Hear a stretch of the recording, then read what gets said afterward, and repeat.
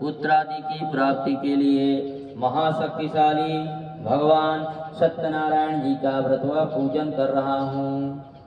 साधु बस कहता है कि मुझे भी सब इसके बारे में बतलाइए, मैं भी आपके कथानुसार इस व्रत को करूँगा। मेरे भी कोई संतान नहीं है, मुझे विश्वास है इससे निश्चय संतान की प्राप्ति होगी। राजा ने साधु वैश्य को व्रत के विधान अच्छी तरह से बतला दिए।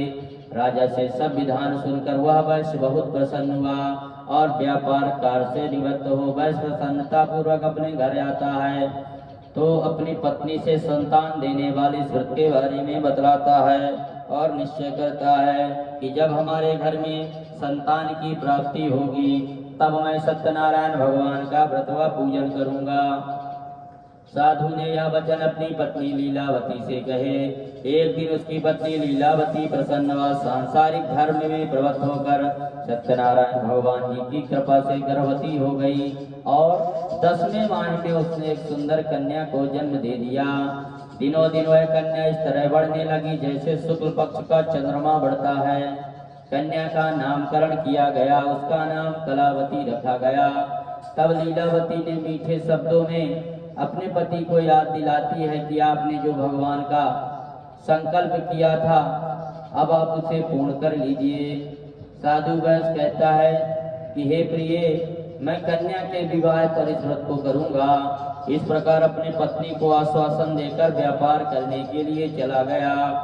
कलावती अब धीरे धीरे अपने पिता के यहाँ रहते हुए बड़ी होने लगी। लौटने पर साधु ने जब नगर की लड़कियों के साथ अपनी पुत्री को खेलते देखा, उसे विवाह की चिंता हो गई। उसने एक दूत को बुलाकर कहा कि हमारी पुत्री के लिए सुयोग वर देकर लाओ। अपने स्वामी की आज्ञा को पाकर दूत कंचन नामक नगर गया और बहुत ढूंढने के बाद कलावती के लिए एक सुयोग बड़ी पुत्र को ले आया। उस सुयोग लड़के को देखकर साधु नामक वैश्य बहुत प्रसन्न हुआ और बंधु बांधवों के साथ एकत्रित होकर अपनी पुत्री का विवाह उसके साथ कर दिया। परंतु भगवान सत्यनारायण जी का व्रत व पूजन करना भूल गया। सत्यनारायण भगवान क्रोधित हो गए, उसको श्राप दे दिए कि तुम्हें दारुण दुख प्राप्त होगा। अपने कार्य में कुशल साधु नामक वैश्य अपने दामाद सहित नाव को लेकर व्यापार करने के लिए रत्नसापुर नामक नगर में गया। दोनों ससुर दामाद उस नगर के राजा चंद्रकेश से अनुमति लेकर वहां व्यापार करने लगे। एक दिन भगवान की माया से प्रेरित चोर राजा का धन चुरा कर भागा जा रहा था तो राजा के दूतों को वेग में आते देखकर चोर घबरा के राजा के धन को उस नाव में चुपचाप रख दिए जहां ससुर दामाद ठहरे हुए थे और भाग गए। जब दूतों ने साधु वैश्य के पास राजा के धन को रखा देखा, दोनों को बांधकर राजा के पास ले गए। राजा के समीप जाकर के बोले कि हम दो चोर पकड़ कर लाए हैं, इनके लिए आप आज्ञा दे। तब राजा कहता इन दोनों को कारागार में डाल दो। राजा की आज्ञा से उन दोनों को कठोर कारागार में डाल दिया गया। उनका सब धन छीन लिया गया। सत्यनारायण भगवान के श्राप के कारण साधु वैश्य की पत्नी लीलावती व पुत्री कलावती भी घर में बहुत दुखी हुई। उसके घर में रखा धन चोर चुरा कर ले गए। शारीरिक व मानसिक पीड़ा तथा भूख प्यास अति दुखी होकर भोजन की चिंता में कलावती एक ब्राह्मण के घर गई। कलावती कहाँ गई? एक ब्राह्मण के यहाँ की कोई भोजन दे दे, क्योंकि उसके घर में कुछ नहीं बचा था, सब चोर ले गए थे, खाने के लिए एक दाना नहीं था। तो वहां जाती है तो देखती है कि भगवान नारायण जी का पूजन चल रहा था। पुत्री बैठकर कथा सुनती है। कथा सुनने के बाद प्रसाद को लेकर घर जाती है तो बहुत रात होती है।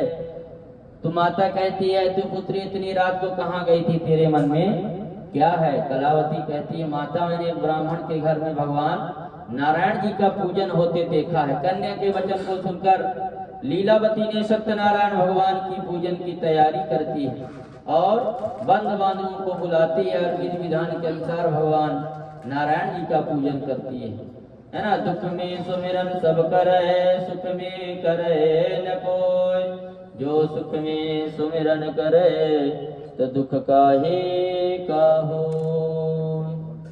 बोलिए वृंदावन बिहारी लाल की जय। और बंधु बांधवों को बुलाती है, विधि विधान के अनुसार नारायण जी का पूजन करती है, हाथ जोड़ के प्रार्थना करती है कि मेरे पति और दामाद से घर लौट आए। सत्यनारायण भगवान इस व्रत से संतुष्ट हो गए।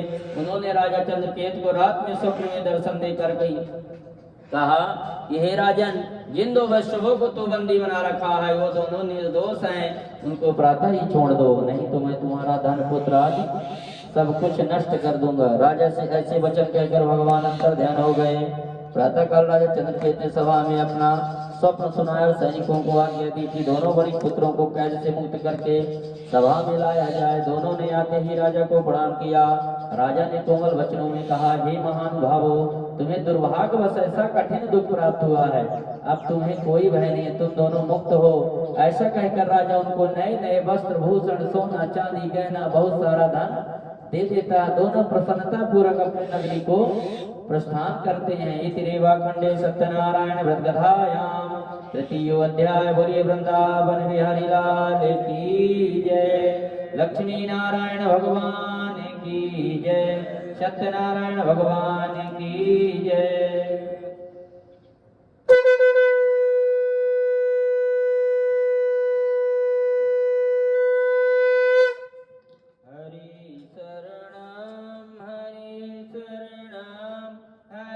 शरणं हरि शरणं हरि